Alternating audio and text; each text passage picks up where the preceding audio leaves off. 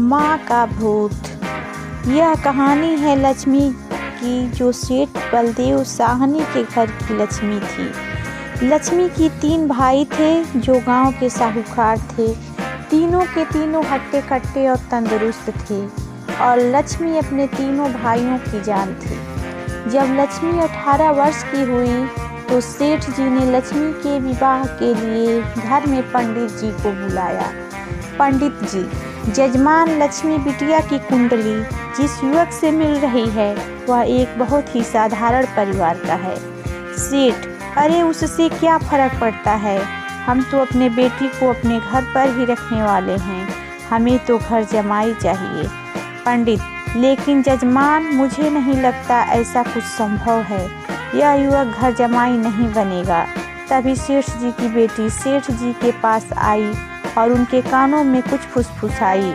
उसकी बातें सुनकर सेठ जी के चेहरे पर मुस्कान आ गई और सेठ जी मान गए और बोला, ठीक है पंडित जी, आप शादी की बात आगे बढ़ाइए।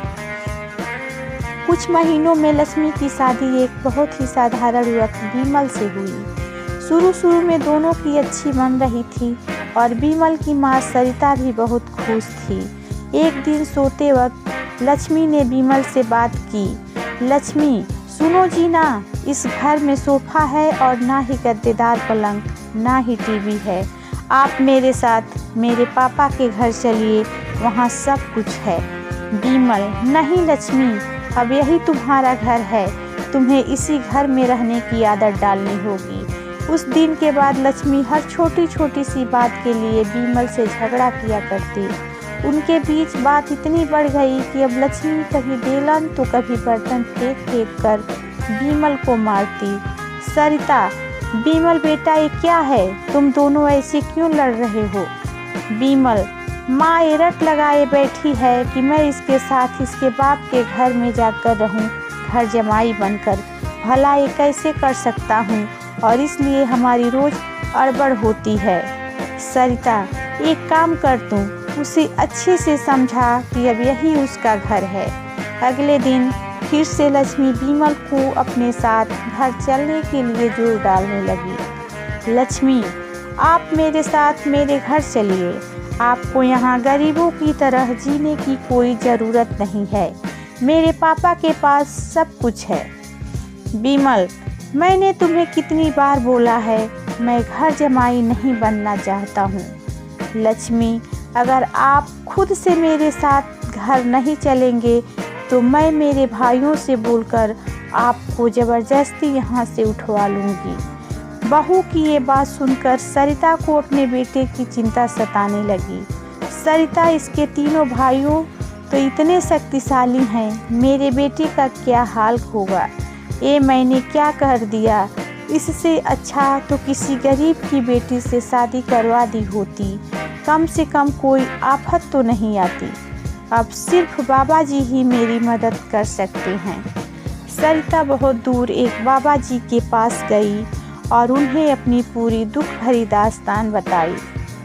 सरिता, अब आप ही बताइए बाबा जी, मैं अपने बेटे को बचाने के लिए क्या कर सकती हूँ? बाबा, ये ताकतवर इंसान ऐसे ही होते हैं, हमेशा निर्बल को दबाना चाहते हैं। अब सिर्फ गुफा में रहने वाली डायन ही तुम्हारी मदद कर सकती है, जिसमें तुम अपने बेटे को बचा सकती हो। सरिता, बाबा जी, मुझे ये डायन कहाँ मिलेगी? बाबा, वो उत्तरी दिशा में मिलेगी, लेकिन उससे मिलने से तुम्हारे प्राण भी संकट में आ सकते हैं। सरिता, अपने बेटे की जान बचाने के लिए मैं कुछ भी कर सकती हूँ। सरिता उत्तरी दिशा में निकल पड़ी और गुफा तक पहुँचते पहुँचते उसे रात हो गई। सरिता, कोई है यहाँ? डायन, क्या आज एक इंसान खुद यहाँ चल कर आया है, वो भी मेरा खाना बनने?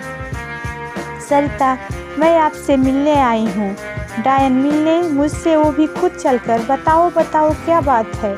सरिता ने डायन को अपनी शुरू से कहानी सुनाई। फिर डायन, उपाय तो लेकिन बहुत कठिन है। सरिता, मैं अपने बेटे को बचाने के लिए कुछ भी कर सकती हूँ। डायन, तुम्हें मेरा श्राप अपने ऊपर लेना होगा, जिससे मेरी सारी शक्तियाँ तुम में आ जाएंगी, तब मैं आज़ाद हो जाऊंगी और फिर तुम डायन बनकर यही इस गुफा में रहोगी और ना ही सूरज की रोशनी में बाहर निकल सकोगी, क्योंकि डायन की शक्तियाँ सिर्फ रात में ही काम करती हैं। क्या तुम्हें ये मंजूर है? सरिता, बिमल को बचाने के लिए अगर मुझे डायन भी बनना पड़े तो मंजूर है।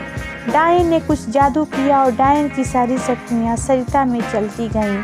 अब और डायन आज़ाद होकर एक औरत बन गई और सरिता डायन बन गई थी। यहाँ पूरा दिन हो गया था। बिमल ने गांव में जाकर अपनी माँ को ढूंढा, लेकिन माँ कहीं नहीं मिली। रात को वो घर पहुँचा तो फिर लक्ष्मी उस पर भड़क पड़ी। ये सब सरिता अपनी शक्तियों से देख रही थी और फिर सरिता डायन के रूप में वहाँ पहुँची। सरिता को डायन के रूप में देखकर उसके पैरों से मानो जमीन खिसक गई। सरिता जोर जोर से हंसने लगी। अब जैसे तैसे रात को लक्ष्मी सो गई और सुबह होते ही लक्ष्मी, अभी अपने भाइयों को बताती हूँ कि अपने मुझे बेलन से मारा। लक्ष्मी अपने पांव दरवाजे से बाहर निकाल ही रही थी कि सरिता ने अपने हाथ लंबे करके लक्ष्मी के पांव पकड़ लिए। सरिता, अब तुम इस घर के बाहर बिल्कुल भी नहीं जाओगी। एक बार फिर से लक्ष्मी बेहोश हो गई।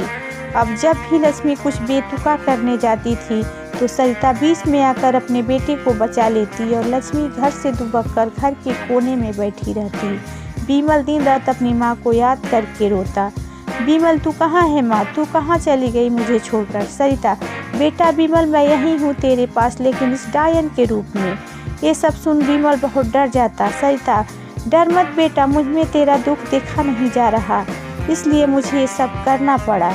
ये सब पीछे खड़ी लक्ष्मी सुन रही थी। तभी सरिता ने उसे देख लिया, अपनी शक्तियों से दीवार पर लटका दिया और लक्ष्मी से बोली, सरिता, जा रही हूँ, लेकिन एक बात समझ ले, मेरे बेटे को परेशान करने की तूने तेरे घर वाले भी, तो मैं फिर आ जाऊँगी। लक्ष्मी, जी जी जी माँ जी, अब मैं इन्हें कभी नहीं परेशान करूँगी। ये जैसा बोलेंगे मैं वैसा ही करूँगी। तभी तो कहते हैं माँ से बढ़कर इस दुनिया में कुछ नहीं। माँ एक वरदान है जो अपने बच्चों के लिए कुछ भी कर सकती है।